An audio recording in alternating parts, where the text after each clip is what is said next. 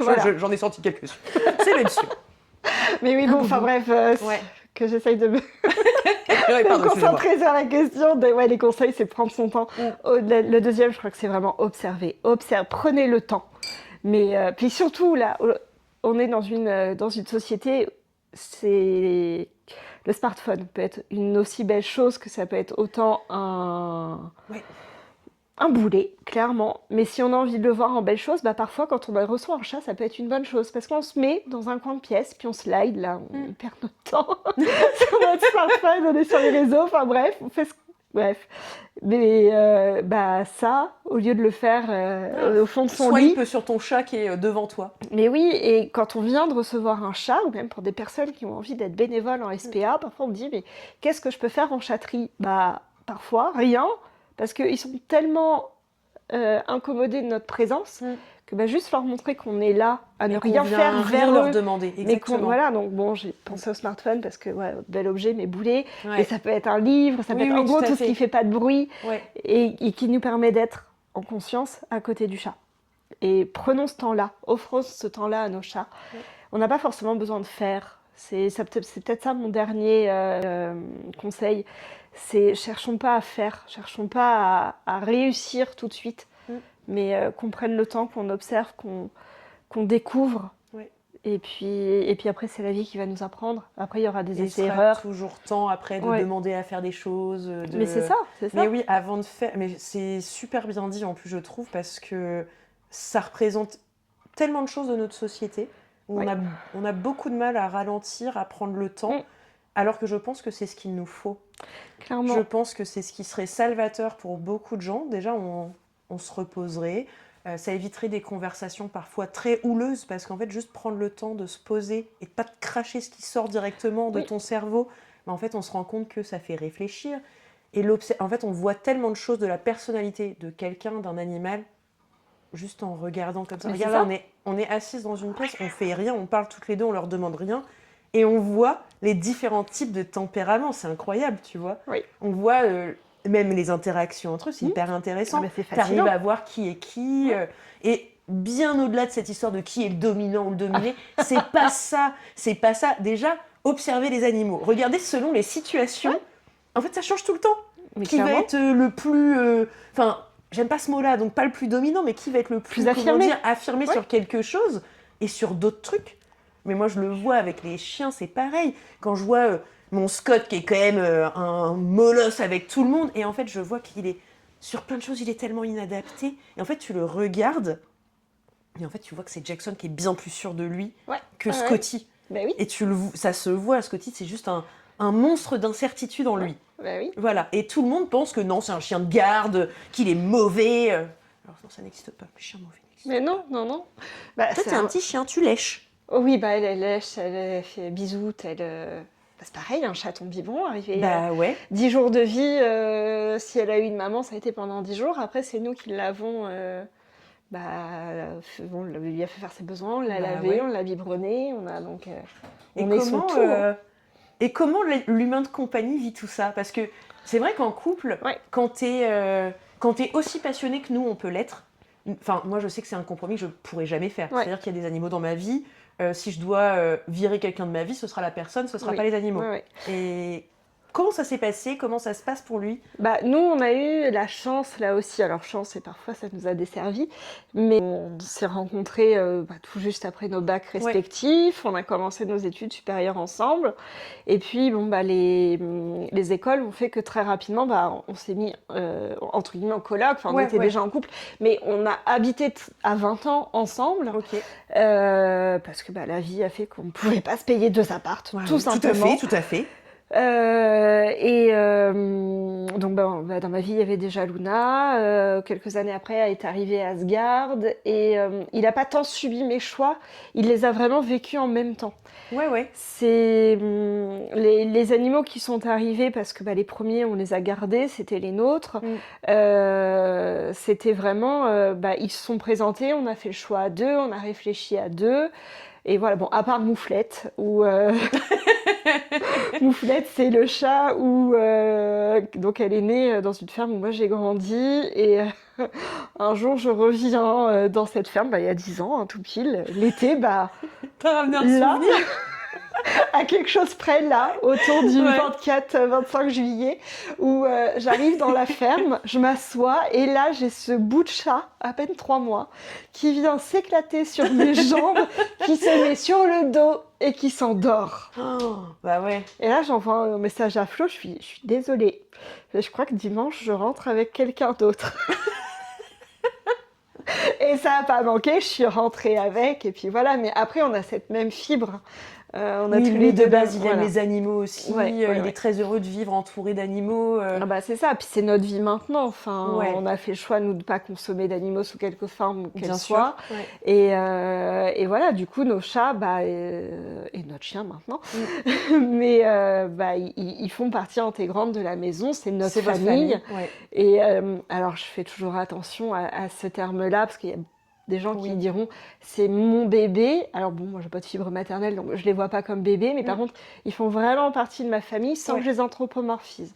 C'est qu'à aucun moment je vais leur donner un trait d'humain, bon, à part genre crapaud, tu boudes, bon, voilà. Non, mais d'accord, mais tous les jours on parle à nos animaux, ça, il n'y a pas de souci, mais par contre, ce sont tes membres de la famille, mais ce sont des chats membres de la famille. C'est ça. Voilà, tout à fait. Je suis d'accord. Mais moi j'ai une pareille, on est 10 dans ma famille. Je suis la mono-humain, mais par contre, mon cheval est un cheval, mes poules sont des poules, mes chiens sont des chiens, et je les aime pour ça. Oui, mais clairement. Mais par contre, ils ont le droit d'être des chiens, ils ont le droit d'être des chevaux, ils ont le droit de... Je leur demande pas d'être assis à table.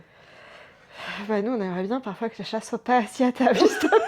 Mais voilà, mais du coup, tu les respectes, parce que, tu vois, dans leur intégrité de chat, quoi. Mais oui, puis on a des règles tacites entre nous, entre autres Mouflette et Moussaillon qui sont en fait frères et sœurs finalement. Vraiment frères et sœurs de la même ferme. Voilà, c'était le chat de ta maman. Et du coup, ils sont du genre à mettre le nez dans l'assiette en mode je mangerai bien ce que tu manges. Ça a l'air super. Bon, les gars, donc on a créé la règle ensemble de je finis mon assiette et après tu la lècheras si tu veux, mais tant qu'elle est pleine, c'est mon assiette. Donc t'as 2 relous assis sur la table.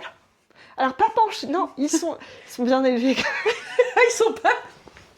Non, au départ, ils essayent de sortir, mais bon, tu t'auras ton assiette après, et là, ils s'assoient, ils attendent, et puis après, tu leur donnes, l'assiette, elle serait prête à être rangée, hein.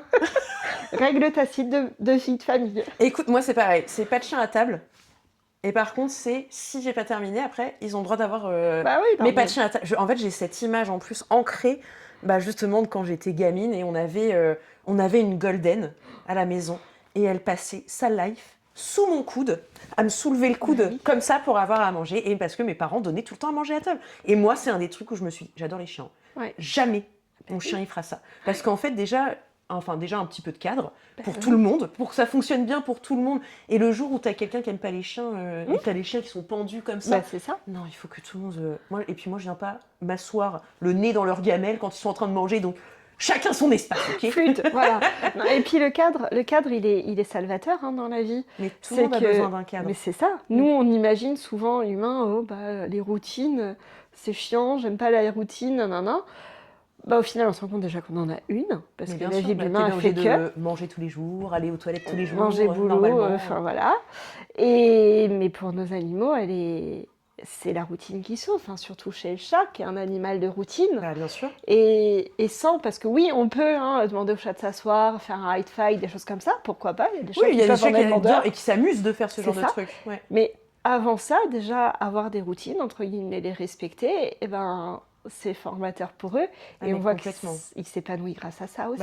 Tu vois qu'un chien, comme Scott, par exemple, c'est très compliqué pour lui, la gestion des émotions, etc. Si on n'a pas notre rythme calé, je vois que ça part beaucoup plus facilement en cacahuète. Alors qu'on a la balade, et il faut que ce soit la même. Il faut que le matin, on fasse notre balade du matin. Si on fait un autre itinéraire, je sens direct qu'il y a un stress. Alors on peut aller à plein d'endroits, il adore aller se balader. Mais le matin, non, il faut qu'il ait le temps de prendre ses odeurs du matin, de faire ses petits besoins. Il refuse de faire ses besoins dans le jardin le matin. Il faut qu'on aille faire notre tour.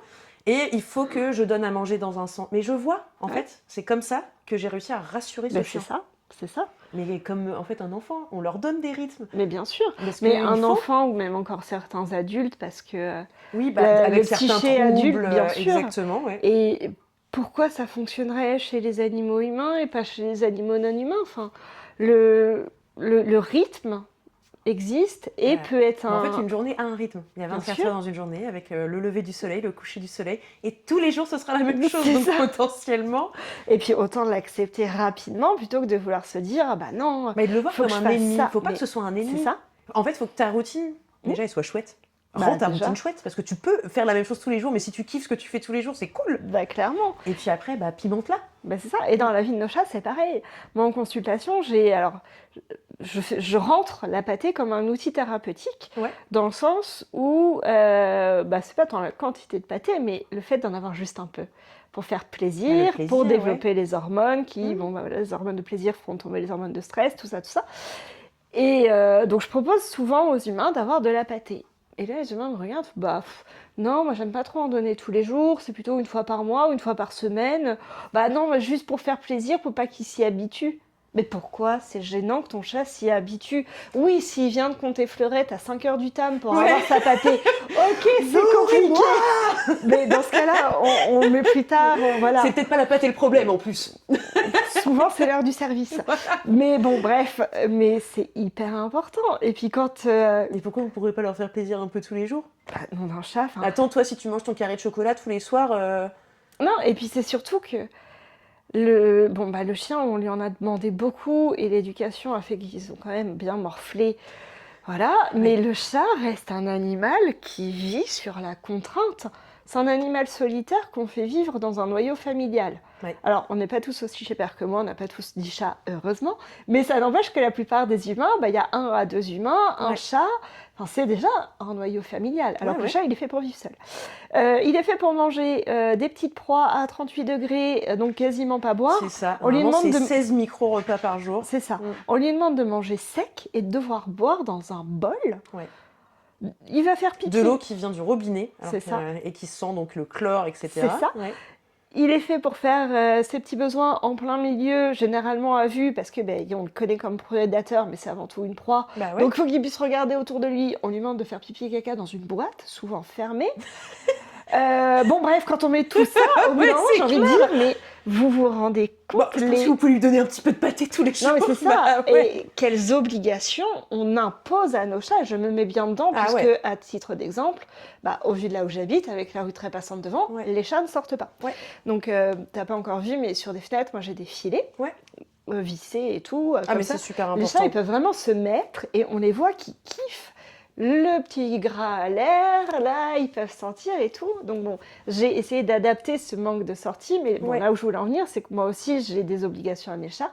Ouais. Mais ce que je dis aux gens, c'est essayons d'assouplir ces obligations. Essayons de trouver un équilibre, déjà, en fait. Ouais, c'est ça. Il y a des obligations, on est obligé de vivre avec, entre guillemets. Déjà, on les a fait venir chez nous, donc le premier geste égoïste était là. Donc maintenant... Après, il faut essayer de temporiser, en fait. Mais si j'ai envie d'avoir un bien anthropomorphique, c'est exactement comme l'humain. L'humain est, entre guillemets, obligé de bosser, parce que la vie, elle n'est pas gratuite. Autant avoir un boulot qui nous plaît, quand on a cette chance-là, la vie, elle est plus facile. Nos chats, ça peut être la même chose. Ils ont des contraintes, mais si on arrive à assouplir les contraintes pour qu'elles leur plaisent, c'est ça. Elle sera déjà plus facile aussi. Écoute, j'ai pas l'impression de voir de gros malheureux, là. Non. Je suis en observation. Après, toi, pour le coup, t'as vraiment adapté ta vie à tes chats. Ah oui, la maison, et puis quand on a acheté la maison... C'était aussi pour ça. Ouais, c'était pour ça, et on va pas se mentir, on l'a choisi, entre guillemets, parce qu'on pouvait l'aménager aussi, mettre les hauteurs, parce qu'on savait que les murs allaient pouvoir être porteurs. Ça fait quand même pour eux, du coup, pas mal d'endroits où ils peuvent même être tranquilles. C'est ça, et puis si gestion de conflit, on a suffisamment de portes. Ouais. Pour moi, il était... hors de question d'avoir une cuisine ouverte, parce que sinon c'est une charge mentale pour nous humains. Est-ce que j'ai bien ramassé la bouffe? Est-ce que la plaque elle est bien éteinte? Est-ce que la plaque elle est pas trop chaude? Trop. Moi je voulais une porte qui se ferme dans la cuisine parce que j'avais des chats, voilà. Non mais je comprends. Mais on a choisi et on a aménagé la maison pour eux, quoi. Mais même en termes de litière, hein, tu regarderas tout à l'heure là-bas, on a 3 bacs Ikea. Ouais, les grands là. Ouais. Voilà, parce qu'ils avaient choisi que c'était la zone d'élimination. Très bien. Donc on a dans un petit espace qui au sol, bon je vais même pas m'amuser à compter combien de mètres carrés ça fait au sol, mais il y a 3 énormes bacs. Bah oui, de toute façon, on dit que de base c'est 1+1 la litière. Pour les chats 2 chats, 3 bacs. Ouais, c'est ça. En fait, c'est nombre de chats plus 1 à chaque fois. Ouais. Alors après, moi, je suis pas dans ces statistiques-là parce que 11 litières. Non, ça suffit. Puis pour le coup, mais tu as fait des aménagements différents. Voilà, c'est ça. Ça, c'est ce que tu conseilles pour les gens qui en ont 1 ou 2 en appart et qu'il y a des problèmes de propreté. Ça peut arriver que ça, déjà au moins. Ouais. Espace un peu les endroits de défection et ça peut, au niveau de la gestion de conflit, ça peut aussi aider. Quoi. Ça peut aider et c'est de toute façon avoir au minimum 2 litières, si 2 chats. Mais c'est vrai que en tant que comportementaliste, nous en tant qu'indépendants, non veto, vu qu'on a la chance de travailler au domicile, on peut aussi un peu se défaire de toutes ces grandes règles. Voilà. En fait, t'es pas obligé d'utiliser ton grand bouquin, etc. Nous, on est obligé parce qu'on fait du généraliste quand t'es en clinique. Mais par contre, toi, c'est justement là où c'est intéressant d'avoir un comportementaliste qui vient chez toi, parce que ça va être des conseils qui ne seront pas des conseils génériques. Ce seront des conseils pour toi et pour ton chat. Voilà, adaptés à l'humain, au duo humain-chat vraiment, aux ressources financières aussi de l'humain. Parce que mine de rien, quand on arrive dans une maison, on se figure un petit peu parfois, si les humains ne nous le disent pas, mais on peut se figurer un peu. Et puis la chance remarquable qu'on a par rapport au veto, c'est que nous, quand on se déplace, en moyenne, c'est 2 heures. Ouais. Puis il n'y a pas le même lien. Ah bah non, pas du tout. Tu sais, les gens ont cette vision très le médecin. Donc il y a plein de choses qu'on ne dit pas au veto. Ah bah non. Et alors que, tu vois, moi par exemple, je me souviens des choses que j'ai appris sur des animaux et Christine n'était pas là, ou le veto n'était pas là. Parce qu'en fait, moi, comme j'étais la simple assistante, ah ouais, là, j'avoue, je lui ai donné ça. Alors que devant le veto, il faut faire bien, etc. Et pareil, toi, tu es plus humaine, donc tu viens dans le domicile, donc ils vont peut-être plus facilement se livrer aussi. Alors, ils se livreront plus facilement, mais je remarque d'expérience que, du coup, si le veto est déjà passé par là et que le veto a déjà dit que... Si le veto a dit, c'est impressionnant à quel point c'est une science... Mais après, c'est comme les médecins en humaine. Bien sûr. Le médecin dit quelque chose... Alors que, et je suis pas du tout en train de dire, je suis complètement convaincue de la médecine vétérinaire, alors là pour le coup voilà, je suis convaincue par la nécessité de la médecine, je suis aussi convaincue que la médecine c'est pas que j'ai un problème, je prends un médicament. Ah non. Pour moi la médecine c'est une version très holistique du corps qui ressemble un peu plus à la médecine chinoise. Tout à fait. Alors la médecine chinoise, si tu es malade, ton médecin te rembourse la consultation. Pourquoi ? Parce que quand tu viens voir ton médecin, il te fait des prescriptions pour l'année, mais de la prévention. C'est ça, sur des traitements de fond et des choses comme ça. C'est ça, exactement, pour que ton quotidien soit bien. Pas qu'on agisse en temps de crise, mais toujours, le veto, il dit quelque chose. Et toi, derrière, tu sais il y a des choses... Le veto est un humain, donc parfois tort. Et toi, tu sais que c'est pas ça, et t'auras beau te ramer. C'est ça. Et puis, au-delà de ça, nos vétos, quand même, ils ont... un rôle, mais que je ne prendrais pour rien au monde, parce que bon, ils sont vétos, mais comprenons derrière, ils sont médecins généralistes, chirurgiens, radiologues, dentistes, radiologues, laboratoire, on fait tout. Tout. Du coup, il est totalement normal qu'ils aient des lacunes en comportement. Ouais, mais bon, du coup, il faudrait juste l'avouer. Oui, mais alors il y a des vétos qui l'avouent, mais après, voilà, est-ce que la famille l'entend ? C'est encore autre chose, ouais. Okay. Mais oui, c'est vrai, quand j'arrive dans des familles et qu'on me dit « le veto, il m'a dit de mettre de la javel dans la litière parce que ça l'attire », alors, votre veto a tort. Bon, ça, je le pense, je le dis pas. Je vais du coup expliquer. Mais c'est marrant parce que tu vois, ce mythe de la javel, il est encore terriblement ancré. Mais après, il est super facile à détricoter. C'est que oui, ça attire le chat, mais pas sur le postulat plaisir. C'est-à-dire que c'est une odeur très forte, un peu ammoniaquée, un peu comme l'urine quand elle va venir sécher. Et du coup, ça donne une charge olfactive qui est trop importante. Sauf que le chat, son monde, il est olfactif. Donc, il va avoir besoin de revenir remettre son odeur sur cette charge importante pour se rassurer. Donc oui, ça l'a attiré, mais bonjour le stress que ça a creusé derrière. Oui, donc t'as pas du tout réglé le problème de stress en plus de fond qu'il y avait, quoi. Voilà. Donc la javel, heureusement qu'on a l'écologie maintenant qui nous aide et on entend de plus en plus que la javel, tu vois, parce que c'est super cool comme contre-argument. J'aurais pas pensé, tu vois, et c'est vrai que ça mériterait d'être encore plus Parce que pour le coup, ça, c'est vraiment pas démocratisé comme idée. Ah non, non, on en bave. Hein. Tu sors les rames. Ah oui. Ah bah oui. Et là, j'en parle parce que vous organisez une journée sur le chat. Oui. Et ça va être... c'est super intéressant, c'est ce genre de choses qu'il faut mettre en avant parce que je suis sûre qu'il y a plein de gens qui font parce que... et pas par mauvaise intention. Ah mais pas du tout. Parce qu'on leur a dit, ah bon, ok. Ouais. Et qui, s'ils savaient, avec ces mots-là, je suis persuadée qu'il y en a, allez, 90% qui ne le feraient plus. Mais oui, et puis ça, mais sur autre chose aussi, hein, sur l'alimentation hyper pesée. Ouais. Alors on est d'accord, un chat ne doit pas manger 100 ou 150 grammes de croquettes. Il faut que toujours ça soit raisonnable. Ouais. Mais les gens qui sont au gramme près, matin et soir, non, le chat, c'est 16 à 20 micro-repas par jour, du lapro à la mouche. C'est ça, à moins d'une pathologie, parce que là, voilà. Mais sinon, je suis complètement d'accord avec toi. En fait, je n'ai jamais pesé l'alimentation de mes animaux.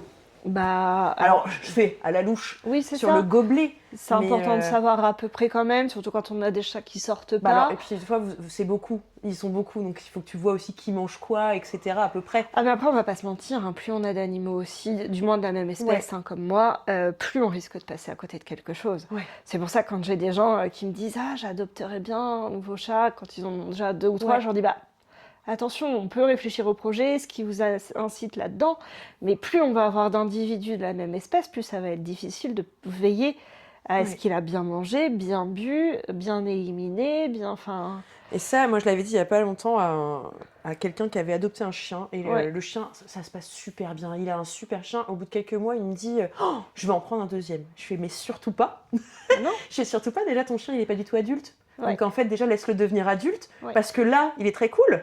Attends l'adolescence déjà, attends qu'il se développe un peu, attends qu'il s'affirme et qu'il développe son caractère entier, parce que là, t'as un enfant.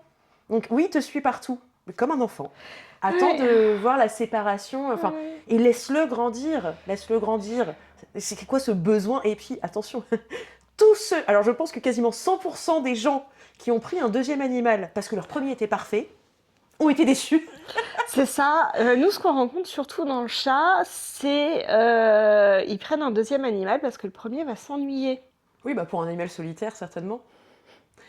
Oui, mais c'est dingue. C'est là qu'on se rend compte que les gens ne s'intéressent pas. Contrairement, tu vois, par exemple, moi, en ce moment, c'est ça ça me désespère, ces chiens tout seuls dans les jardins. Enfermés. Oui. Et à l'inverse, ces gens qui veulent mettre des chats ensemble pour se déculpabiliser de ne pas être assez là. Non, mais c'est ça. C'est en oubliant que le chat, il doit dormir à 18h, une fois adulte.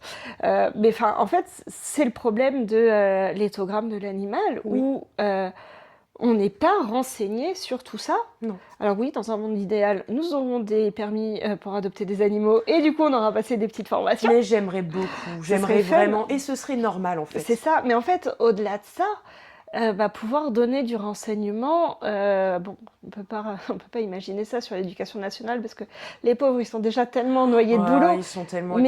On a tellement bouleversé l'éducation nationale. Mais si déjà, dès tout petit, on savait que, on a chat, chien, que le chat, il doit dormir beaucoup, qu'il mange qu'on met pas sa main sur la tête des animaux directement, oui. Voilà. Et en plus, je suis sûre que les enfants adoreraient. Clairement. Savoir ça dès tout petit, tu te reconnectes à tellement de choses. Mais moi, j'ai eu la chance d'aller faire des animations dans des classes de grandes sections. Alors, plus sur la prévention du risque autour de la morsure et de la griffure. Mais du coup, justement, tu peux pas juste dire caresse pas ton chat ou tire pas la queue de ton chat. Non. Faut étayer un petit peu. Et puis, il faut donner d'autres exemples parce que les enfants, ils vont quand même avoir envie de faire quelque chose. C'est ça. C'est du troc. Et du coup, pouvoir justement leur montrer... alors eux, ils débutent tout juste sur qu'est-ce que l'heure et qu'est-ce que l'horloge. Mais sur une journée, quelle est la taille, c'est quoi la part du dodo du chat. Wow. Et moi, c'est quoi? Toi, c'est juste ça. Wow. C'est fascinant. Incroyable. Tu vois, hier, j'étais au domaine de Wézy. Il y avait justement des journées pour les enfants. Et tu avais la soigneuse des animaux qui présentait chaque race avec le temps de gestation, les trucs comme ça. Et en fait, tu vois... Les gamins, ils sont hyper curieux, ils ont envie de participer, etc. T'entends des trucs incroyables. J'ai quand même eu Attends, c'était quoi le temps de gestation de l'ânesse? 50 ans. Oui. Oui, mais bon. Mais c'est trop chouette. Et moi, j'aime trop ces réponses parce qu'en plus, il y a une espèce de naïveté dedans qui est trop chouette. Et c'est à ce moment-là que tu peux instiller tellement de bonnes choses. pour en faire des chouettes humains après. Bah c'est ça, et puis on a besoin de tout plein d'adultes et jeunes adultes qui vont un peu mieux comprendre nos animaux. Ouais, et notre environnement avant que ce soit trop catastrophique, je pense, en effet. Oui, une autre parenthèse. Ah ouais. On a besoin de renseigner. Mais apprendre, passer du temps, communiquer avec nos enfants, et communier avec le vivant, je trouve que c'est renforcer aussi nos relations en tant qu'être humain, tu vois. Ah bah et puis ça nous permet aussi de comprendre des choses sur nous-mêmes et sur nos pères PAIR. Oui. Eux. Oui. Oui, si, ils sont plusieurs, mais le père et pas le papa. Enfin bref, nos semblables. Non mais c'est vrai. Et puis en fait, nous, on a tellement... Je sais pas pourquoi l'humain veut absolument s'extraire du règne animal. J'ai ça. Mais c'est comme quand les gens ils font « Ah bon, les animaux ils font ça ?» Je me dis « Bah toi aussi ?» Mais on est des mammifères. Ben oui. On est tous des mammifères. Ben oui. Enfin tous, sauf externes évidemment, mais... Non mais en tout cas, nous humains qui posons ces questions-là, on est des mammifères. Et, et combien d'hommes, petit h, combien d'hommes ont un jour caressé leur matou, leur chat, et il y a un truc sous le ventre, c'est bizarre. Ah, m'en parle pas.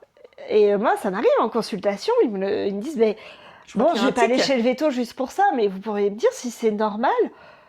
Bah oui, c'est les mamelles, enfin... Bah non, c'est un mâle, il aurait pas pu donner du lait. Vous avez pas de tétons. Bah c'est ça, je vais regarder sous votre t-shirt. Donc vraiment. Et j'en ai arrêté plus d'un comme ça, il m'a regardé en mode... Quoi ? Oui, j'ai pas touché non plus. Donc regardez sous votre t-shirt, vous avez bien quelque chose. Bah oui. Bah pourquoi votre chamal, il aurait pas aussi des mamelles... Enfin... Bah ouais, des tétons quoi. C'est normal.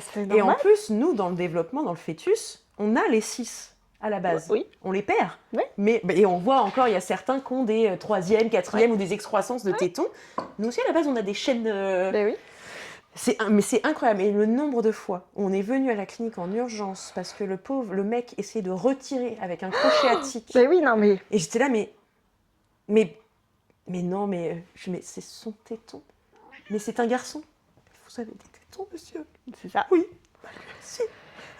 Et entre ça et si, j'ai eu aussi mon chien, il est castré, mais il a toujours des testicules.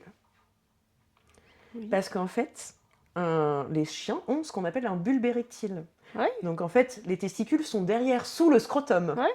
Le bulbe érectile est collé au pénis. Et ils me font « il a encore des testicules, il a encore des testicules !» Et en fait, c'est le bulbe érectile a une petite forme, en effet, de petite bourse. Mais oui. Et donc, si on les a enlevées une fois, elles n'ont pas repoussé. Mais non. Et c'est incroyable comme on différencie le corps des autres mammifères d'une autre. Alors oui, ils sont à 4 pattes, mais bon, nous, quand on regarde nos anciens, comment on se déplaçait avant, quand on était un peu plus primate que Homo sapiens, sur 4 pattes.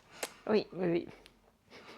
Je sais pas pourquoi on a voulu, certainement pour le règne de l'homme avec c'est ça, pour essayer de s'imaginer en haut de la chaîne alimentaire. Alors que quand tu regardes nos réflexes, mais nous on a tout perdu. Nos réflexes olfactifs, etc.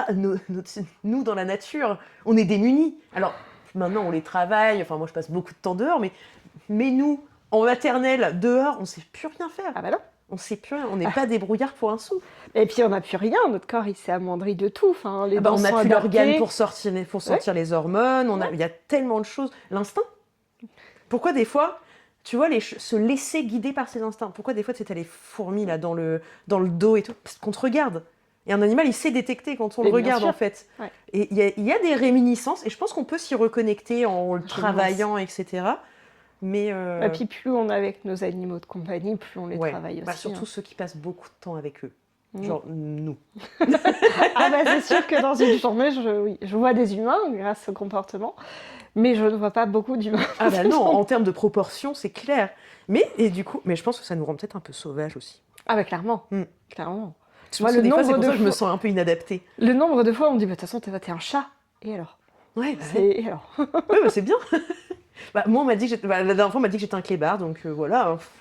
Mais ça me va très bien, franchement. Oui. Je trouve que c'est un meilleur compliment d'être un chat ou un chien que d'être un humain. Oui. Il y a de meilleurs exemples. Vu ce que l'humain est capable de faire. Clairement.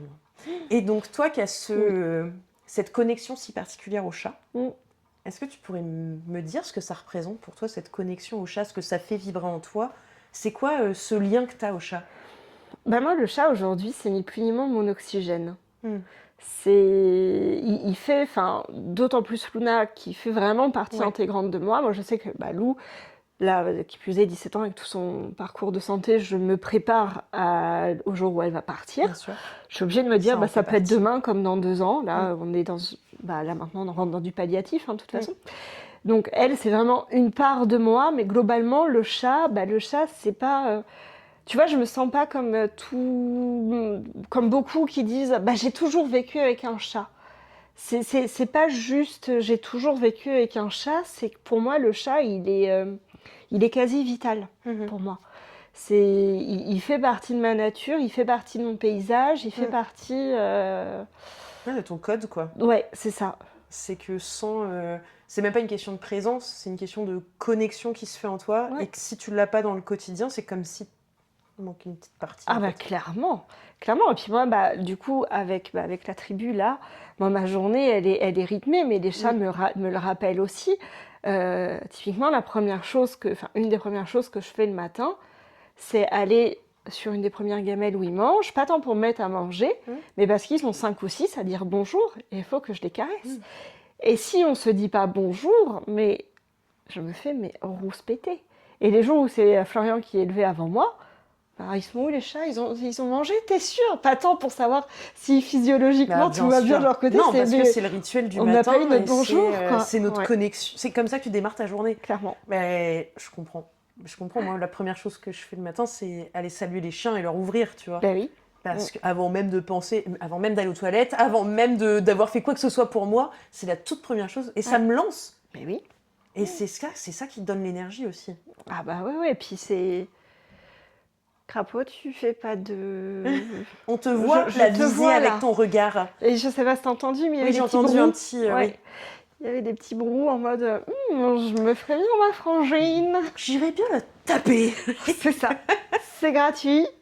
Mais c'est clair que c'est gratuit parce que là, elle est juste couchée. Bon, après, elle te regarde. Plaisir d'offrir, joie de recevoir. Exactement. Exactement. Et le pire, c'est que il va chafouiner un peu tout le monde. Mais bon, surtout sa sœur. Ouais. Sauf que depuis que Moussaillon est arrivé, donc c'est l'avant-dernier arrivé, ça fera 3 ans là à Noël, il fait un peu profil bas parce que Moussaillon, alors qu'il est stérilisé, là aussi ça fait partie des choses que le chat garde, mais il a encore cette notion de chevaucher un autre chat. Ok. Et il l'a gardé. Ouais, mais comme beaucoup de chats stérilisés, beaucoup de mal. Ah ouais, ok. Et il y a même des chats qui vont se masturber sur des pluches. C'est ok, tout va bien. Écoute, chacun son plaisir, on n'est pas là pour juger. C'est ça. Et j'ai jamais vu un chat faire ça. C'est marrant, j'ai vu quasiment toutes les espèces le faire. Jamais un chat. Ah si. Après, on remarquera que c'est des chats qui soit sont nés avec ont été stérilisés un peu trop tôt, une des testicules n'était pas redescendue, ils ont dû aller la chercher plus loin. Okay. Enfin, parfois le développement peut nous dire des choses comme ça, ou la stérilisation plus tardive, ou bref, mais non, il y a encore énormément de chats qui ont cette attitude de chevaucher. Moussaillon le fait, et principalement sur Crapaud. Il doit être ravi. Il est ravi. Alors moi, j'adore, limite, je sors le popcorn parce que c'est un peu l'arroseur arrosé, parce qu'on a quand même 7 ans de démon. Oui, c'est vrai que là, j'en vois une très belle image, très sage et tout. Oui, mais il se montre sous son meilleur jour. Crapaud, c'est le stade développemental d'un chaton de 6 mois. Oui, souvent comme ceux qui ont manqué. C'est je teste, j'y vais, je grimpe, je goûte, j'attaque, je mords, tout y passe, tous les sens y passent, voilà. Et donc c'est rigolo parce que c'est un peu l'arroseur arrosé. Ouais, je trouve ça marrant aussi. Voilà. Moi j'aime bien des fois quand Scotty se fait bolos, tu vois, parce que je trouve ça drôle parce que je fais. Et puis, il faut les laisser faire, en fait. C'est pas à nous d'intervenir là-dedans. Ils savent se débrouiller, ils savent communiquer. Évidemment, sur des chiens, j'interviens si ça devient trop violent parce que, y a un moment quand même, ta liberté s'arrête là où celle des autres commence. Et l'intégrité physique, des points de suture, tout ça, voilà. Mais ils savent, en fait, c'est parce qu'on les a tellement cadrés, empêchés de se communiquer. C'est pour ça que nos chiens, ils sont complètement toqués. Ah bah oui. Parce qu'on se mêle de tout. Bah, puis il faut pas qu'il aboie, faut pas qu'il grogne, faut pas tout ça. Et on le voit apparaître chez le chat. Le chat qui n'a pas le droit de feuler, cracher, qui n'a pas le droit de gronder, qui n'a pas le droit de mettre un coup de patte.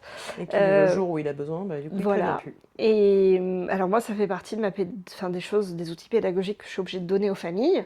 Qu'à partir du moment où il y a un chat et un autre individu, que ce soit un chat ou un chien, où on me dit, ah bah non, moi, dès qu'il crache, je le sépare. Et là, je dis, mais surtout pas. Et même si un jour vous avez une boule de chat qui se battent, bah, vous allez chercher les boîtes de transport et vous récupérez ce qui reste. Mais déjà, d'un point de vue peau humaine, on n'est pas équipé pour. Ah, clairement pas. La dent du chat, enfin...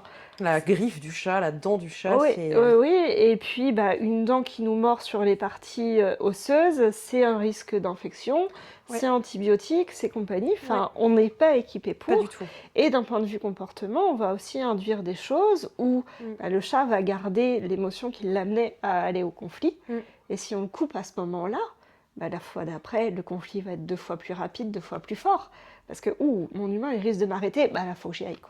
Il faut que je le fasse avant qu'il m'arrête de toute façon. Bah, mais les morsures, à moins d'un gros problème génétique de base ou d'un problème de santé, parce qu'il y a certains problèmes de santé qui influent sur le comportement.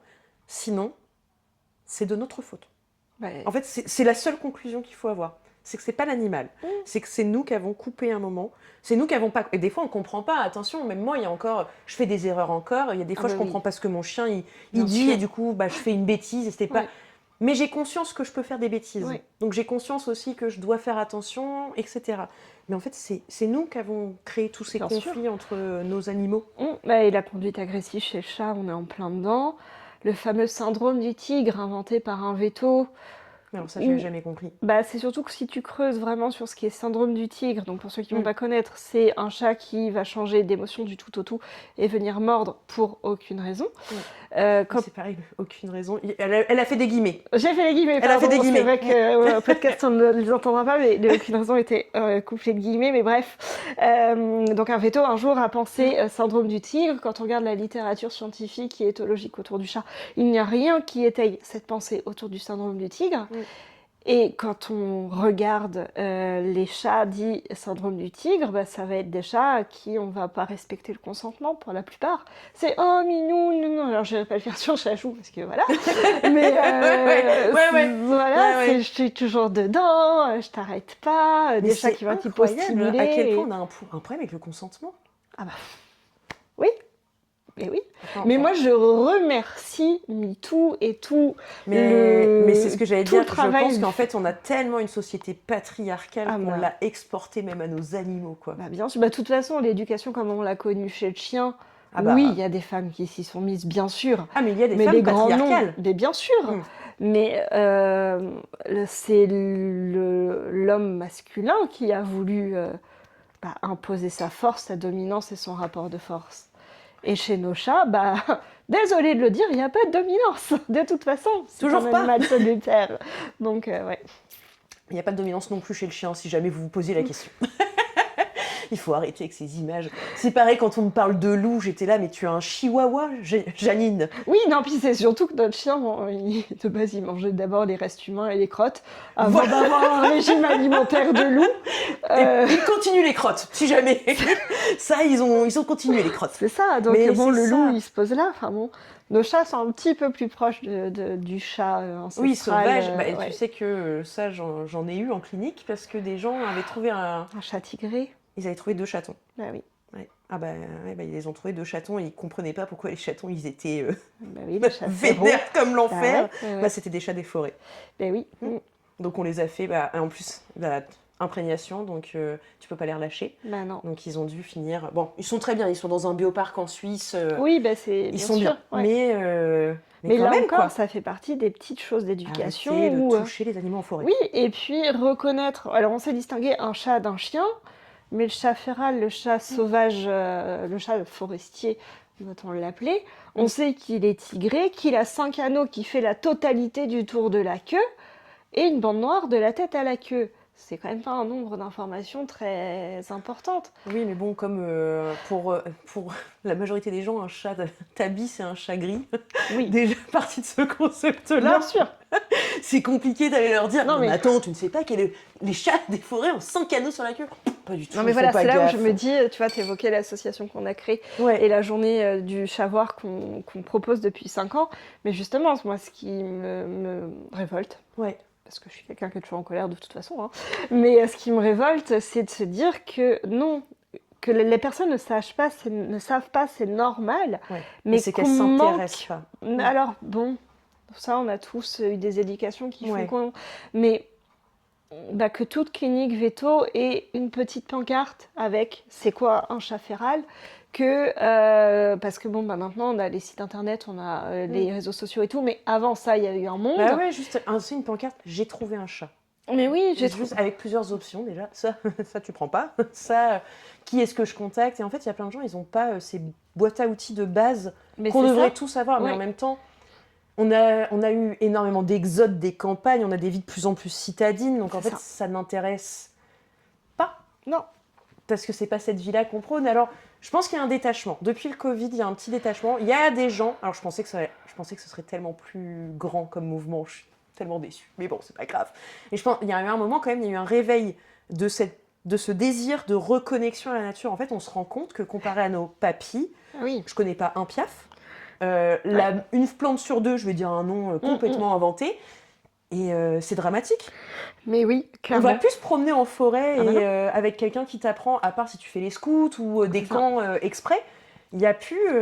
Nous, quand j'étais en classe, on faisait une journée en forêt où on allait voir ce que c'était un caca de je sais pas quoi, etc. Mais c'est tellement important de connaître ton monde. Mais oui, et puis...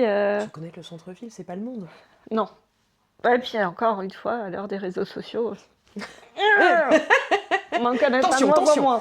Mais ouais, non, c'est dommage alors qu'il y a des petites choses qui pourraient avoir été données, enfin des petites informations qui auraient pu être dispatchées depuis longtemps. À passer en famille en plus, de transmission. Ouais, mais bon, regarde, tu vois aussi que le réflexe facile, c'est aussi de donner un écran, pas de passer du temps de qualité avec. Je veux pas généraliser, tout le monde ne fait pas ça, mais il y a quand même. Les gens ont plus envie de passer de temps avec leurs enfants à leur apprendre des choses, comment on fait un feu, comment tu vois, des trucs de pas la période. C'est vrai, très mauvais exemple.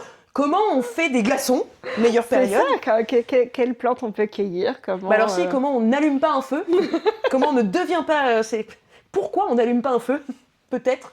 Parce que quand tu regardes, c'est que des gamins, quasiment. Donc c'est quand même qu'il faudrait peut-être. Bref. Mais l'éducation, je pense que c'est un pilier. Tu vois, en ce moment, il y a de grands sujets de société, que ce soit sur la pédocriminalité, etc. Et il y a énormément de gens qui sont dans le punitif. Alors qu'en fait, mais c'est comme te soigner quand tu es déjà malade. Bah oui, c'est toujours agir après. C'est notre société qui a un problème. Qu'est-ce que vous faites ? Qu'est-ce que tu fais, Chachou ? Vous faites de la déco ? Qu'est-ce que tu fais ? C'est un peu bizarre quand même. Vous faites de la litière là-dedans ? Bonjour. Tu sais quand même que tu vas tirer ton frère si tu fais ça. Alors, Chachou, c'est un maître à part. Peut-être qu'elle le cherche. Non, je pense pas. Je crois que là, c'est un petit début de zoomies. Ah oui. Mais avec Chachou, on a développé un gros toc qui, aux yeux du monde, pourrait nous rendre un peu teubés, c'est qu'on ne peut pas parler normalement à Chachou. C'est quand on parle à Chachou, il faut parler comme ça à Chachou. Oh, mon Chachou. On ne sait pas te parler autrement, mon Chachou. Parce qu'elle est diminuée intellectuellement ? Non, justement, je pense qu'elle est plutôt genre HPI, tu vois. Mais c'est juste que nous, on a développé ce truc de lui parler un petit peu. Et juste avec elle ? Juste avec elle, et sauf que ça l'a fait bicher de fou. Ah ouais ? En fait, c'est un peu comme tu utilises le baby talk avec d'autres, voilà. Bah, elle, c'est sa manière c'est la manière qu'on a de relationner, et ça l'a fait, mais vraiment. Ça l'a fait onduler. Elle ondule, elle plisse les yeux, c'est sa joie, tu vois, c'est trop drôle. Incroyable. Mais du coup, nous, on se rend compte que on lui parle vraiment très différemment. Chachou, faut te parler un peu. Non, j'arrive pas à le faire. Ah bah non, quand on a l'habitude. Bah ouais. Non, mais de toute façon, je pense que d'un animal à l'autre, même si tu parles comme ça, tu t'adresses quand même pas, même si sans utiliser un ton volontairement différent, je suis quasiment sûre que tu t'adresses à aucun chat de la même manière. Ah bah non, clairement pas. C'est sûr. Et puis même quand je suis dans les familles en pet sitting, je m'adapte, tu vois. Autant j'aurais plus tendance à, par exemple, chuchoter que d'essayer d'utiliser des voix un peu différentes, parce que j'ai beau avoir fait une prévisite, on a beau m'avoir présenté le chat, je sais pas vraiment qui est-ce que j'ai en face de moi. Non, puis c'est différent quand tu rencontres le chat avec son propriétaire ou quand tu le rencontres tout seul. Ouais. Et du coup, j'aurais plutôt tendance justement à faire le moins de bruit possible, le moins de présence possible. Ouais. Pour qu'il, lui, te donne qui il est, en fait. C'est ça, qu'il ait plus de place. Ouais, c'est un beau message, ça aussi, je trouve. Laisser de la place à l'animal. Ouais. Parce qu'humainement, on en prend quand même, au-delà de notre taille par rapport à eux. Et puis notre voix, on parle. Notre voix, nos lessives, nos parfums, les cosmétiques et tout, ils sont là, ils sont rien, ils sont juste eux, ce qui est déjà énorme. Mais déjà énorme. Ouais. Donc pouvoir s'adapter, c'est beau. Si tu veux, moi je voudrais un dernier conseil pour parce que c'est toi et ça me paraissait normal de faire le premier épisode sur les chats avec toi. Ça aurait été étonnant de le faire avec quelqu'un d'autre. je suis flattée. Non, mais depuis qu'on s'est revus, de toute façon, je m'étais dit si à un moment, alors je savais que j'allais partir sur les autres animaux, mais et le fait qu'on se retrouve à ce moment-là, tu vois, c'est quand même incroyable. Et je voudrais que tu puisses donner un petit conseil un peu bienveillant pour les gens qui ont envie de commencer à construire un bon lien directement avec leur animal. Comment je me connecte correctement à un chat ? Ça peut être peut-être bateau, mais j'ai envie de dire, faut être soi-même. Faut pas chercher à... Oui, il y a les grandes règles. Là, aujourd'hui, on a des recherches qui nous permettent de savoir que si on utilise une voix un peu aiguë, ça va faire réagir, machin, nan. Mais si on débute, faut pas chercher à remplir un rôle. Faut juste être là, et là, encore une fois, observer ce que l'animal va nous donner en retour. Mais c'est montrer toi dans ton plus simple appareil, en fait, pour que lui aussi comprenne qui tu es et que vous puissiez connecter, en fait. Donc c'est sûr que si tu te mets dans le rôle du propriétaire, si tu te mets dans le rôle du papa qui cadre ou peu importe, en fait tu vas pas te laisser l'opportunité qu'ils te découvrent sans aucune couche. C'est ça, et puis eux sont quand même des animaux, ce sont des personnes entières, ils n'ont pas de masque, ils vont pas venir louvoyer pour être comme ci ou comme ça. Non, ils se rendent pas beaux pour les réseaux sociaux, ils font pas ce genre de choses. Ils n'ont pas la petite bouche. Ce serait si drôle. Oui. Je soupçonne quelques chats ou chiens réussir. Il y a des animaux qui posent, j'en suis persuadée. Ça n'empêche que eux, ils sont entiers, ils sont nature peinture, et je pense que c'est la meilleure chose qu'on aura à leur offrir, pouvoir être nous. Mais parfois, du coup, aussi venir se découvrir grâce à eux. Mais sans chercher à se dire il faut que je lui parle de telle manière, il faut que je sois ci, il faut que je sois ça. C'est non. Apprendre de quoi a besoin le chat.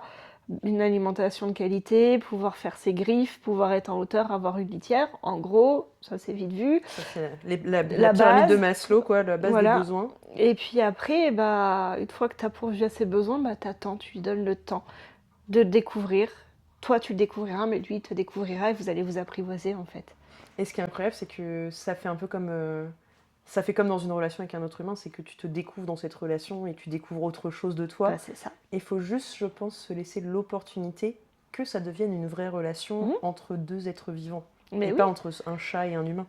Et par la même occasion, j'ai envie de rebondir et dire, accepter aussi que ça peut ne pas matcher et qu'on peut avoir un chat qui ne sera pas câlin, qui ne viendra pas sur nous ou alors qui aura une manière différente de faire. Quand je te parlais de mes 2 petits sauvages de salon, je mets un plaid sur moi, ils sont capables de venir sur moi. Sans plaid, jamais ils ne viendront. Qu'est-ce qui les intéresse ? Trouver des techniques. En fait, c'est pas tant la technique, c'est eux. Ils aiment patouner, ils aiment être dans les plaids, et un plaid qui est tout chaud.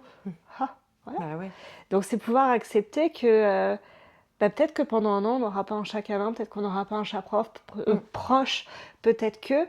Mais pour autant, la relation, elle sera là, le lien, il va se créer et on va se découvrir petit à petit et on pourra créer, et je crois que c'est le plus beau cadeau, on pourra créer notre relation à nous et pas juste dire, moi j'ai un chat câlin d'abord. Non, moi j'ai un chat qui me fait des bisous, moi j'ai un chat qui dort avec moi, j'ai un chat qui me caresse, j'ai un chat qui... voilà. Oui, c'est ça, et puis tu le cantonnes pas dans ce rôle de chat câlin en fait. Quand tu le mets là où il a envie d'être, comme il a envie d'être, et toi c'est ce qui te fait kiffer. C'est ça. Et c'est... Ouais. Et c'est trop drôle parce que nous, là, qui nous retrouvons après 8-9 ans peut-être. Plus que ça. J'avais 21 ans. Ouais, j'en ai 34. On ne calculera pas. Voilà. Ce qui est trop drôle, du coup, c'est que moi, l'humaine de Lou que tu as découvert il y a une dizaine d'années et moi, aujourd'hui, bah, c'est plus du tout la même personne. Parce que... alors, tu as une sérénité dans ta manière de parler des animaux qui est incroyable. Alors que quand je t'ai rencontrée, tu étais plutôt ultra stress. Ah non, j'étais la panique, mais Christine, c'était un peu ma deuxième maman. Hein. La clinique Veto, c'était ma famille. J'avais plus appelé la clinique Veto que ma propre famille pendant des années. Mais une moustache de travers. Oui, je me souviens. Mais c'est incroyable et c'est beau de voir ça, je trouve. Mais oui, et justement, c'est parce que j'ai rencontré des vétos extraordinaires aussi. Hein. Des vétos, et je vous prends à SV, enfin, les équipes, j'ai rencontré des personnes extraordinaires qui m'ont permis d'évoluer et de me former justement. Oui, j'ai un peu le bagage d'assaut et de SPA derrière qui aide à grandir, mais c'est eux tous qui me permettent aussi de relativiser et qu'est-ce que c'est un besoin essentiel, qu'est-ce que c'est un besoin urgent et c'est quoi le code rouge, quoi. Exactement. Et on grandit grâce à eux aussi et heureusement, parce que je me dis si j'étais restée la mère hystérique comme j'ai pu être avec Lou les premières années. On a tellement évolué, ils nous ont fait tellement grandir. Mais le stress que j'aurais pu induire chez les chats, ça aurait été... j'ai fait des câlins. Je préfère me frotter. Oh oui, des câlins d'amour. Alors, est-ce que ici... Oh oui, ici c'est pas mal. Ici c'est pas mal. Bon, en tout cas, merci beaucoup de m'avoir accueillie... dans ce doux foyer. Dans cette tribu. Merci de m'avoir proposé et d'être venue. Avec grand plaisir. Et du coup, en plus, donc, je viendrai sur cette fameuse journée du Chavoir grâce à toi. Et j'ai trop hâte de venir voir justement... je suis pas assez renseignée sur le comportement du chat. Et justement, va être le moment d'aller... à la pêche aux informations, etc. Et c'est trop chouette. Là, ce qu'on essaye de mener, du coup, c'est que ce ne soit pas le comportement, mais c'est qu'est-ce qui gravite autour de nos chats. Moi, mon but, un peu, c'est de mettre du chat dans ce monde de chiens. Et tu entends monde de chiens dans le sens que tu veux. Mais je l'ai bien compris. C'est très important, et pas tant pour le plaisir de nous, amoureux du chat, mais pour leur bien-être à eux. Ouais, mais c'est vrai il souffre d'un manque de connaissances sur son univers. Clairement. Mais que ce soit sur sa santé, ses émotions, c'est vrai. Hein. Et puis combien de fois on entend, mais oh non, mais mon chat il a 15 ans, je vais pas le faire chier à aller chez le veto. Mais pourquoi ? Un chat ça vit très bien jusqu'à 20 ans. Bien sûr, et puis au pire, si on n'est pas sur du curatif, peut-être qu'on peut être sur du palliatif, peut-être qu'on peut éviter des douleurs, peut-être qu'on peut. Après, même comportement. Qu'est-ce qu'on fait de nos vieux, nous en EHPAD ? Ce tarif-là. Mais c'est ça. Donc je suis pour l'accompagnement à la fin de vie, évidemment. Mais alors, en fait, les seniors, ils ont le droit de vivre. Mais oui. Et un animal, c'est aussi marrant quand c'est un senior. Alors oui, parfois ça porte des couches.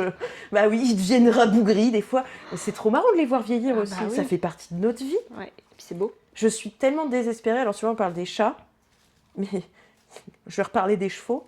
Les chevaux retraités qui sont tous balancés. Tous les gens qui se débarrassent de leurs vieux chevaux. Mais pourquoi ? Il t'a accompagné toute ta vie. Oui. Mais je peux plus le monter.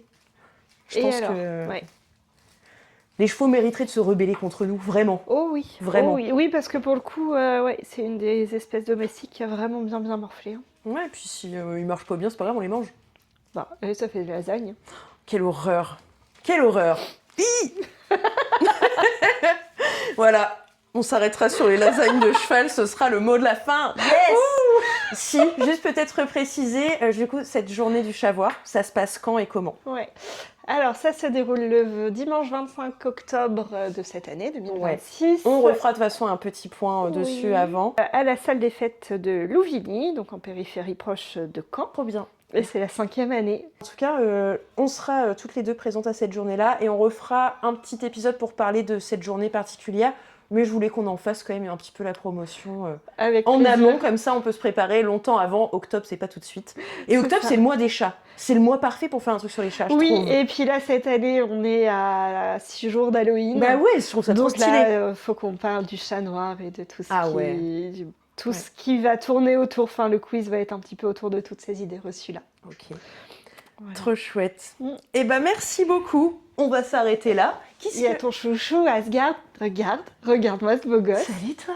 Salut les jolis yeux. Je m'en souviens de tes jolis yeux. beau gosse. Allez. Je l'ai vue, elle, la petite fouinette au-dessus. En fait, ça se trouve, c'est elle qui cherche tout le monde et elle te le dit pas.